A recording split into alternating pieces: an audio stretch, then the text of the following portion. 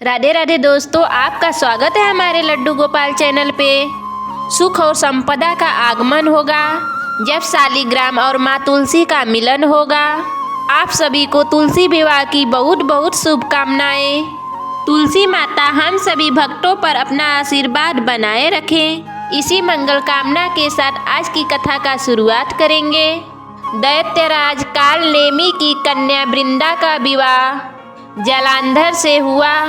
जलांधर महाराक्षस था। अपनी सत्ता के मद में चूर उसने माता लक्ष्मी को पाने की कामना से युद्ध किया, परंतु समुद्र से उत्पन्न होने के कारण माता लक्ष्मी ने उसे अपने भाई के रूप में स्वीकार किया। वहां से पराजित होकर वह देवी पार्वती को पाने की लालसा में कैलाश पर्वत पर गया। भगवान देवादिदेव शिव का ही रूप धरकर माता पार्वती के समीप गया, परंतु माँ ने अपने योग बल से उसे तुरंत पहचान लिया तथा वहां से अंतर ध्यान हो गई। देवी पार्वती ने क्रोध होकर सारा वृतांत भगवान विष्णु को सुनाया। जलांधर की पत्नी वृंदा अत्यंत पतिव्रता स्त्री थी। उसी के पतिव्रत धर्म की शक्ति से जलांधर न तो मारा जाता था और न ही पराजित होता था। इसलिए जलांधर का नाश करने के लिए वृंदा के पतिव्रत धर्म को भंग करना बहुत आवश्यक था।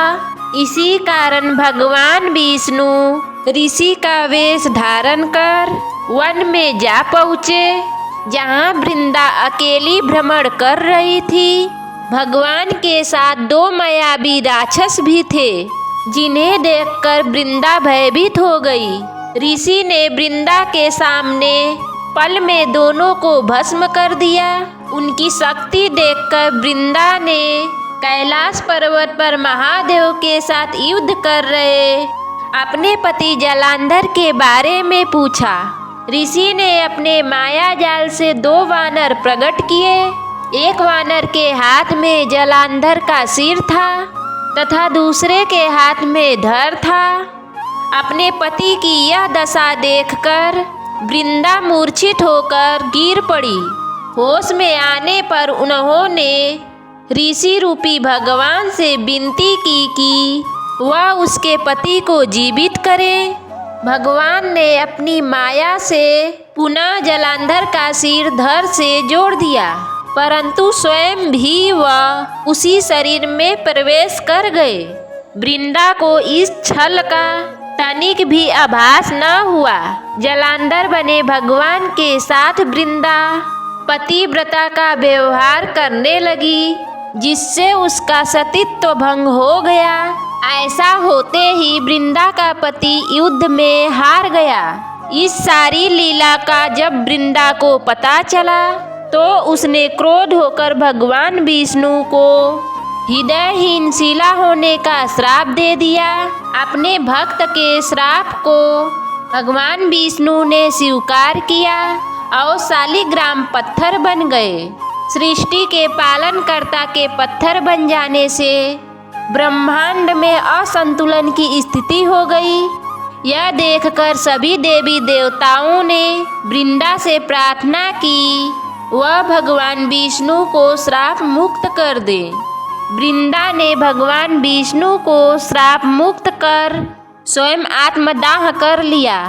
जहाँ वृंदा भस्म हुई वहाँ तुलसी का पौधा उग गया।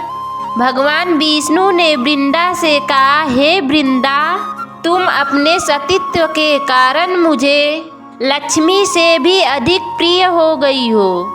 अब तुम तुलसी के रूप में सदा मेरे साथ रहोगी।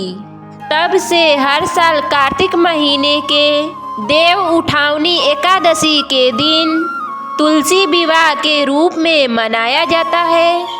जो मनुष्य भी मेरे शालिग्राम रूप के साथ तुलसी का विवाह करेगा, इस लोक से परलोक में विपुल यश की प्राप्ति होगी। उसी दैत्य जलांधर की यह भूमि जलंधर नाम से विख्यात है। सती वृंदा का मंदिर मोहल्ला कोट किशनचंद में स्थित है। कहते हैं कि इस स्थान पर एक प्राचीन गुफा भी थी जो सीधी हरिद्वार तक जाती थी।